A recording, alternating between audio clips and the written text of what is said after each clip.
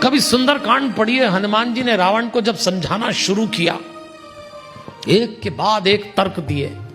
हमारे हनुमान जी वक्ता बहुत अच्छे थे, अपने विचारों को तर्क के साथ प्रस्तुत करना हनुमान जी की कला थी। रावण सुनने लगा। पहली बार रावण के मन में भी आया, मिला हम ही कपि गुरु गुण ज्ञानी। गुरु बनाने लायक आदमी है, हमारे हनुमान जी थे ही ऐसे, विद्वान भी था रावण। रावण को लगा ये कौन है, एकदम धारा प्रभाव बोले। और जब समझाया और नहीं समझे, विनम्रता हनुमान जी कभी नहीं छोड़ते। बलशाली होने का यह मतलब नहीं कि आप अहंकारी हो जाएं। और जब समझाया तो रावण को अचानक याद आया, मेरे बेटे को मार दिया इसने, आदेश दिया इसका वध कर दो।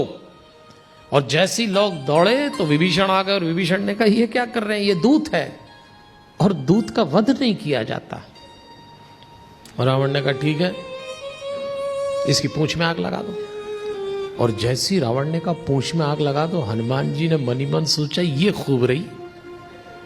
वो राक्षसी कह रही थी कि सपने में मैं लंका जलाने वाला हूं और मेरे पास तो माचिस के भी पते नहीं, फिर कहां से जलाता, पर ये तो खुद ही व्यवस्था कर रहा है।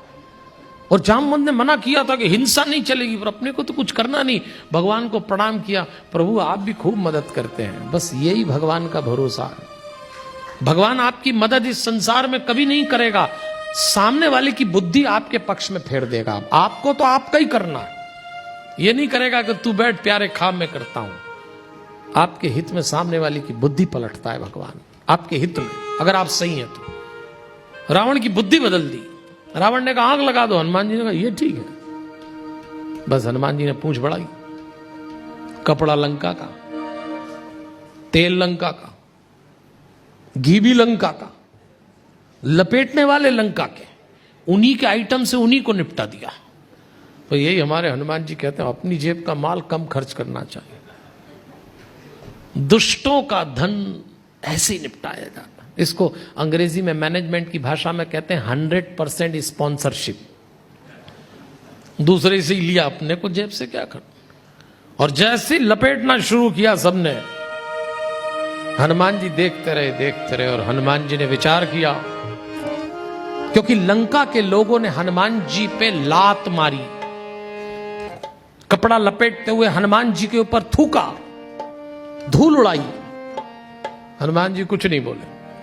हनुमान जी ने कहा तुमको जो कुछ करना था तुमने कर लिया, मेरा समय शुरू होता है अब। और हनुमान जी कूदे, एक खिड़की पे चढ़ गए, अटारी पे चढ़ गए। और जब चढ़े अटारी पे तो राक्षसों की निशिचर स्त्रियां घबराईं। उनको लगा ये क्या हो गया, और विशाल रूप लिया। अब तो तुलसीदास जी को मजा आ गया।